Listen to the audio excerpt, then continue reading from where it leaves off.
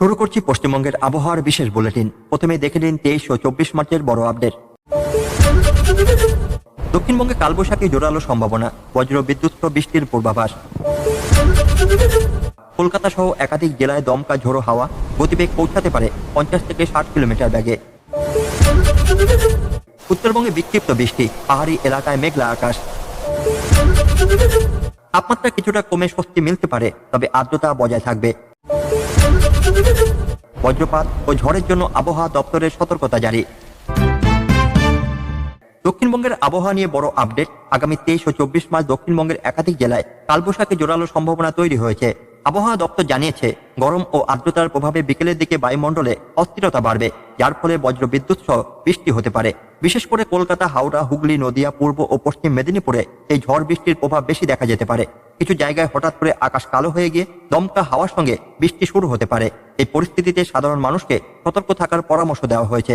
কালবৈশাখী সাধারণত স্বল্প সময় হলেও এর তীব্রতা বেশি হয়, তাই আগাম প্রস্তুতি নেওয়া জরুরি।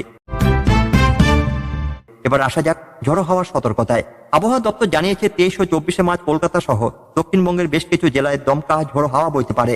এই হাওয়ার গতিবেগ ঘন্টায় 50 থেকে 60 কিলোমিটার পর্যন্ত পৌঁছাতে পারে বলে পূর্বাভাস। বিশেষ করে বিকেল ও সন্ধ্যার সময় এই ঝড়ের প্রভাব বেশি হতে পারে। এর ফলে গাছ ভেঙে পড়া বা বিদ্যুতের খুঁটি ক্ষতিগ্রস্ত হওয়ার আশঙ্কা রয়েছে, তাই মানুষকে অপ্রয়োজনে বাইরে না বেরোনোর পরামর্শ দেওয়া হয়েছে। খোলা জায়গায় বা উঁচু গাছের নিচে আশ্রয় নেওয়া থেকে বিরত থাকতে বলা হয়েছে। প্রশাসন ও পরিস্থিতি মোকাবিলায় প্রস্তুতি নিচ্ছে। এবার উত্তরবঙ্গের আবহাওয়া।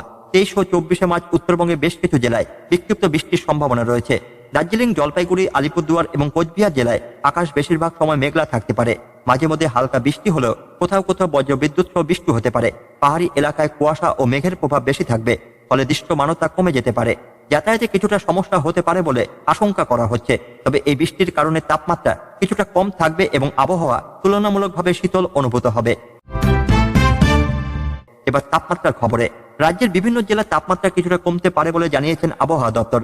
দিনের তাপমাত্রা সাধারণত 30 থেকে 33 ডিগ্রি সেলসিয়াসের মধ্যে থাকতে পারে, যা গত কয়েকদিনের তুলনায় কিছুটা কম। তবে আর্দ্রতার পরিমাণ বেশি থাকায় গরম পুরোপুরি কমবে না। বৃষ্টির সময় কিছুটা স্বস্তি মিললেও বৃষ্টি থেমে গেলে ভ্যাপসা গরম অনুভূত হতে পারে। রাতের তাপমাত্রা 22 থেকে 25 ডিগ্রির মধ্যে থাকবে, ফলে দিন ও রাতের আবহাওয়া কিছুটা পার্থক্য দেখা যাবে। আবহাওয়া দপ্তর বজ্রপাত ও ঝড়ের সম্ভাবনার কারণে বিশেষ সতর্কতা জারি করেছে। মানুষকে ঝড় বৃষ্টির সময় খোলা জায়গায় না থাকার পরামর্শ দেওয়া হয়েছে। বিশেষ করে গাছের নিচে আশ্রয় না নেওয়া এবং বৈদ্যুতিক খুঁটির কাছাকাছি না যাওয়ার নির্দেশ দেওয়া হয়েছে। কৃষকদের ফসল রক্ষার জন্য প্রয়োজনীয় ব্যবস্থা নিতে বলা হয়েছে। পাশাপাশি বজ্রপাতের সময় মোবাইল ফোন বা বৈদ্যুতিক যন্ত্র ব্যবহার থেকে বিরত থাকার পরামর্শ দেওয়া হয়েছে। প্রশাসন পরিস্থিতির উপর নজর রাখছে এবং প্রয়োজনীয় অনুযায়ী ব্যবস্থা নেওয়ার প্রস্তুতি নিচ্ছে।